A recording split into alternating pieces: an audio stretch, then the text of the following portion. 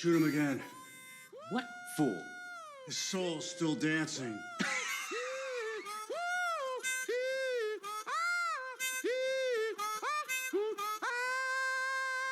Nicolas Cage has had a pretty insane Hollywood career. He's been in over 100 films in 40 years, but even with that level of output, he's only found a small number of directors who've been able to match his madness. He's worked with the likes of Martin Scorsese on Bringing Out the Dead, Panos Cosmatos on Mandy, and even David Lynch on Wild at Heart. But perhaps one of the craziest Cage collaborations has flown mostly under the radar, being his work with Werner Herzog in Bad Lieutenant, Port of Call, New Orleans. Herzog is probably most easily recognised as this guy from The Mandalorian, but he's also a hugely revered filmmaker with a solid catalogue of documentary and narrative feature films. The one he's most well known for being Fitzcarraldo, where he basically got 1,000 extras to pull a 300-ton steamboat over a mountain. Herzog is also known for being a little bit strange. Try to look a chicken in the eye with great intensity, and the intensity of stupidity that is looking back at you is just amazing. So what happens when you pair a crazy actor with a bizarre and eccentric director?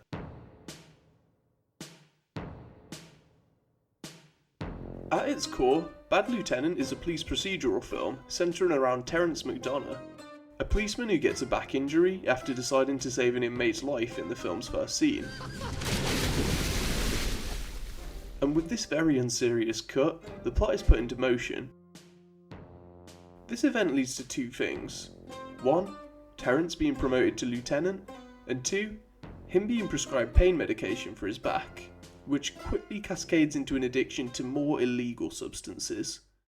And this is basically the film's thesis statement. What happens when a junkie is put in a position of authority? The role of Terence McDonough instantly gives Cage a lot to work with. He gets to play the hard-edged cop and the self-destructive addict simultaneously. I love how he holds his shoulders at an angle. It's a visual representation of Terence's back injury, but it's also a literal representation of how crooked this cop actually is. It's my lucky crack pipe. For the first 40 minutes, Herzog's direction is subtle, basically letting scenes play out with longer takes and fewer cuts. You know you're in good hands when you see a shot like this. Cage has just arrived at a crime scene in his car. He quickly inhales a nose beverage and has a look around. He then leaves the vehicle and goes towards the house, and it's all just kept in one single shot. A less interesting director might have chosen to cut 4 or 5 times, but Herzog finds a nice economical angle where the scene can just play itself out. And this is a consistent style choice for a lot of the film. The camera is primarily handheld, and it hits its marks around the actors, but the shots seem designed to give the actors a lot of freedom with their performances. This was particularly helpful for Cage, as he was able to improvise and ad-lib dialogue, which Herzog championed. I kept saying to Nicolas, the real thing is not the drugs. It's not that the drugs make you bad. The very point for me is that there's also such a thing as a bliss of evil. It's this improvisational and unpredictable approach that really gives the film its own unique style and adds layers to what was likely quite a normal screenplay. The longer shot length and the driftiness of the camera also help create this rhythm that's pretty hypnotic and really draws you in. In the first act of the film, there's this scene where McDonough shakes down a couple for the drugs they're carrying. The scene starts with this stalkerish point of view shot of him following them in his police car. Then he gets out and he asks them what they've got. What are we high on tonight? Nothing. He then proceeds to smoke some crack with the girl and has sex with her while the boyfriend is forced to watch. It's a pretty crazy scene, but I was so hypnotised by the film at this point that after seeing the scene I was pretty confident that it was all done in a single take. It wasn't until I went back and actually watched the scene again that I realised there was actually a number of cuts, and they weren't even being hidden. That's when I realised how good the direction was at lulling me in and how enchanted I was by the performances. But there's also multiple points in the film where Herzog gleefully trades subtlety for absurdism. Once we hit the 40-minute mark, we start to get an understanding of what's going on in McDonough's head. There's this very normal scene of Terence trying to bribe a traffic cop, but it ends with this odd shot of an alligator at the side of the road, filmed with a very small digital camera so they could get super close to it. And then we get the infamous iguana scene a few minutes later. What are these fucking iguanas doing on my coffee table? They ain't no iguana. This scene is super memorable.